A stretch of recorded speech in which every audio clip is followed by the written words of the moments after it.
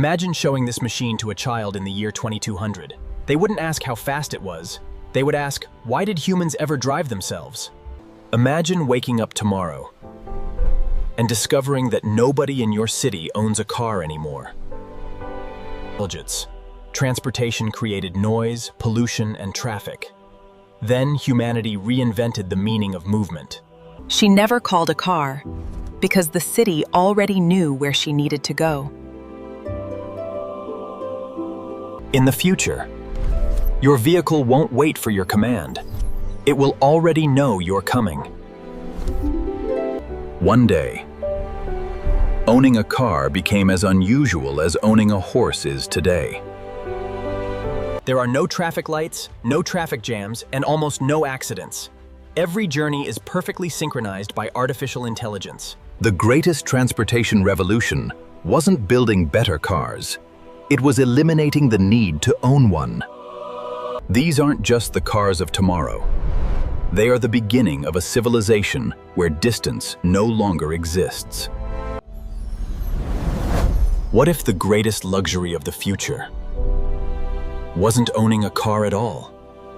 The greatest traffic revolution wasn't building bigger roads. It was teaching every vehicle to think together. For thousands of years, humanity traveled at the speed of a horse until everything changed. The automobile didn't simply change transportation. It changed who could dream of freedom. For the first time in history, ordinary people could choose their own destination. The car didn't just reshape our roads. It reshaped our cities. Every generation believed it had built the perfect car, until the next generation proved otherwise. Owning a car became more than transportation. It became part of who we were.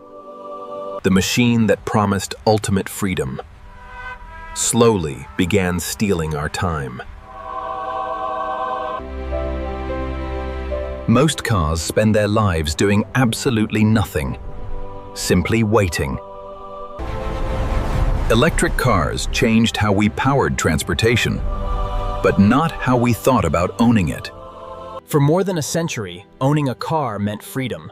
The question is, what if the next century defines freedom very differently? Right now, millions of cars are doing exactly what they do best. Absolutely nothing. Most privately owned cars spend more than 95% of their lives parked.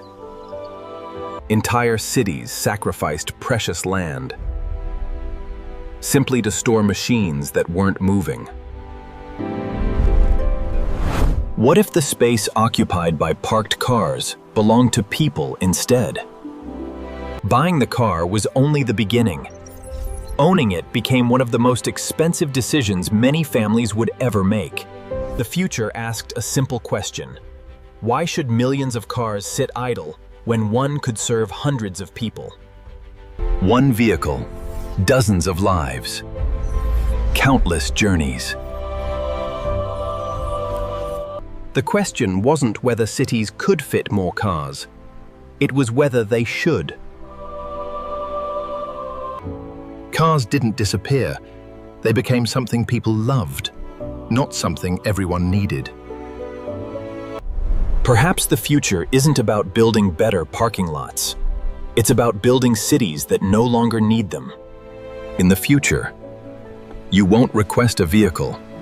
It will already be waiting. Destination confirmed. The vehicle knew your favorite seat, your ideal temperature, and even your morning mood. Artificial intelligence no longer responded to demand. It predicted it. One intelligent vehicle could accomplish what dozens of private cars never could. The city became greener, not because it built more parks, but because it needed fewer parking spaces. The future didn't ask people to adapt to vehicles. It asked vehicles to adapt to people. Owning one vehicle became unnecessary because every vehicle belonged to the journey. The smartest transportation system wasn't the fastest. It was the one that could think ahead. Transportation was no longer a collection of vehicles. It had become a single, intelligent organism. Perhaps the greatest transportation revolution wasn't inventing a better car. It was making ownership completely unnecessary. Every morning, millions of intelligent vehicles wake before humanity does. One intelligent vehicle accomplished more in a single day than most private cars ever could.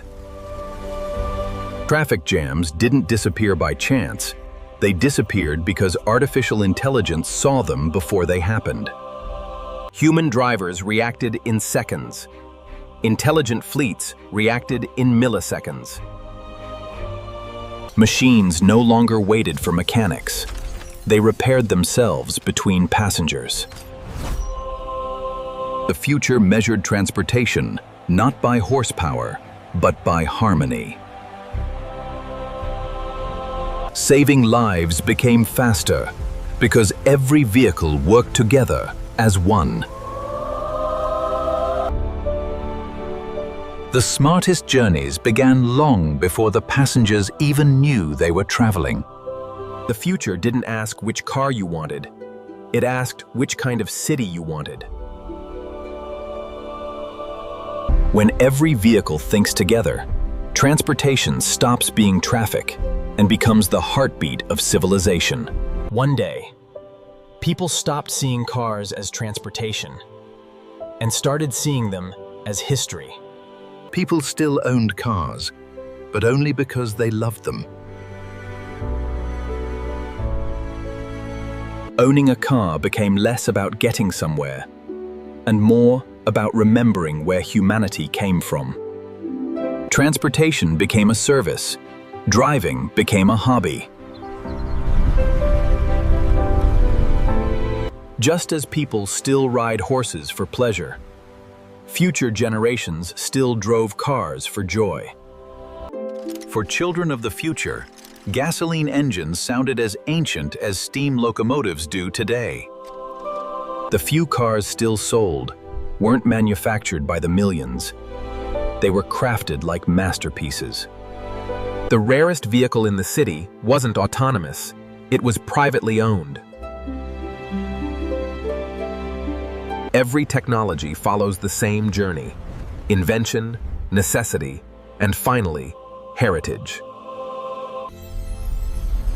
The greatest symbol of freedom was never lost. It simply found a new purpose. One day, humanity looked at the last privately owned car the way we now admire ancient sailing ships. To future generations, driving yourself sounded almost unbelievable. Humanity didn't lose mobility. It rediscovered its cities. Transportation had become something greater than vehicles. It had become the nervous system of civilization. When humanity reached other worlds, we left the idea of owning transportation behind. History books remembered the age of private cars, just as ours remember the age of steam. The future wasn't built around one perfect vehicle.